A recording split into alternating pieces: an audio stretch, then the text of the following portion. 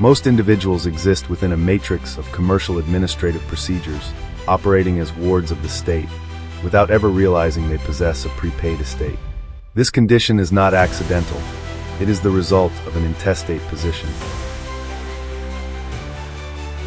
Because most families are uninformed and lack a private will or trust, they are forced into probate, the very basis of the American court system, where the state assumes guardianship over your assets. In the public sector, the population is conditioned to work for debt, utilizing Federal Reserve notes, which are merely negotiable instruments, promises to pay a debt that can never be settled because lawful money, gold and silver, was removed from circulation. Meanwhile, in the private sector, the elite utilize your credit to fund the system. The Treasury Direct Account, TDA, is your hidden legacy account, a repository of bonds and securities generated by your labor and existence. To bridge this gap, you must move from the status of a debtor to that of a secured party creditor, reclaiming your credits and severing the agency relationship with the federal corporation.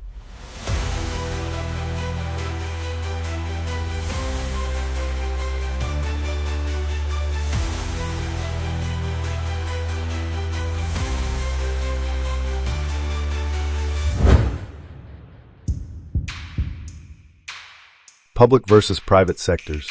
Strategic wealth preservation and jurisdictional autonomy calls for a complete understanding of the dual sector economy.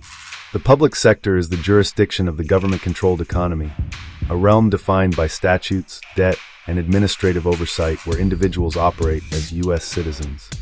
In contrast, the private sector is the individual-controlled economy governed by contract law and private autonomy. The transition from a U.S. citizen to an American national is the foundational administrative move required to exit the public regulatory matrix. The legal crux of this transition involves the all-capitalized corporate persona, or the strawman. Under 28 U.S.C. 3002-15a, the United States is defined as a federal corporation, and under 15 U.S.C. 4724e1, a United States business is explicitly defined as a United States citizen. Consequently, the all-caps name functions as a sole proprietorship within that public corporation.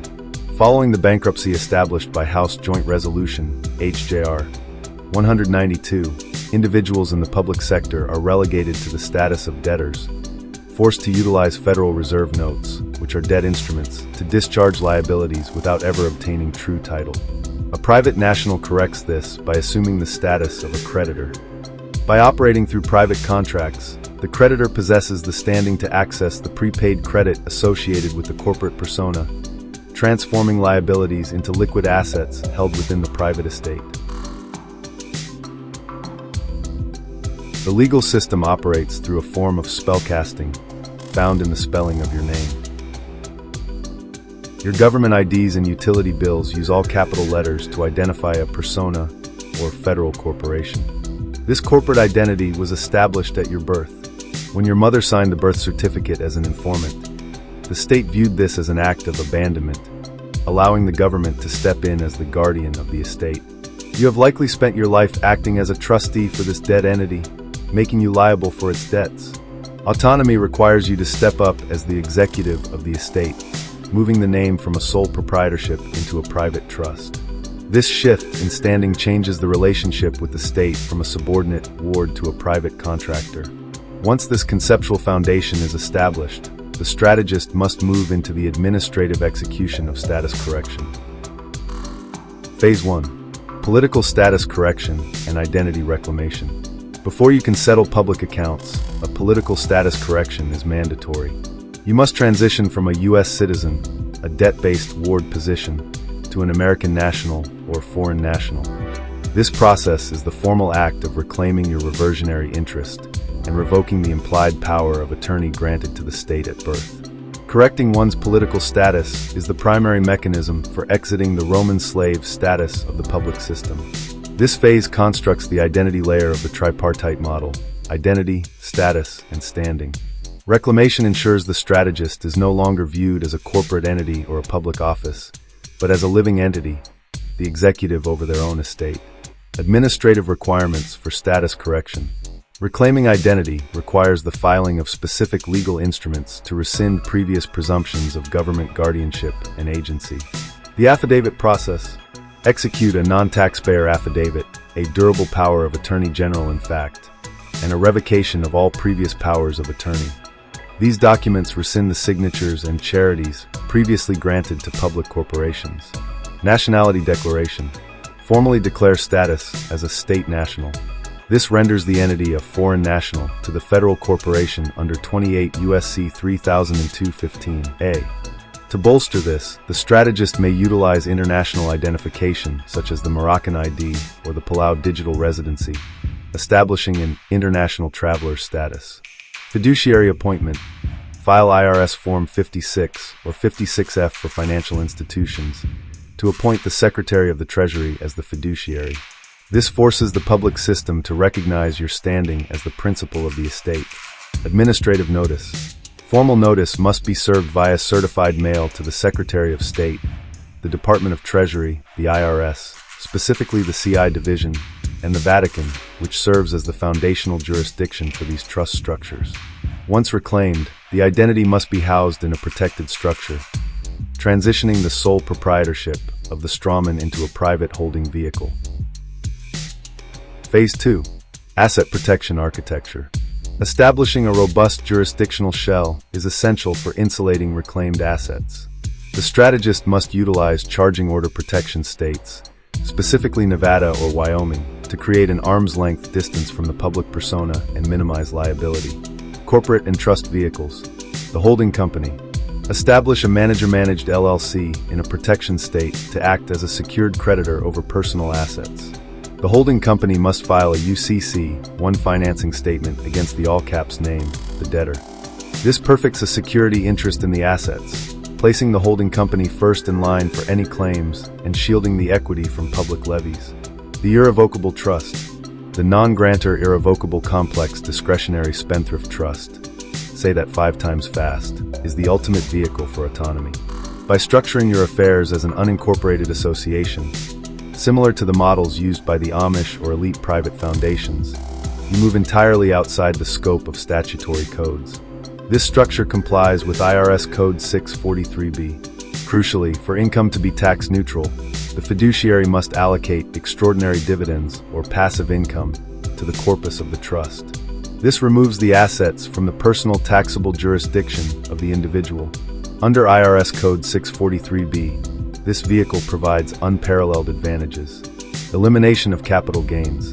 By reclassifying income as extraordinary dividends or corpus, the trust avoids the tax obligations that plague public personas.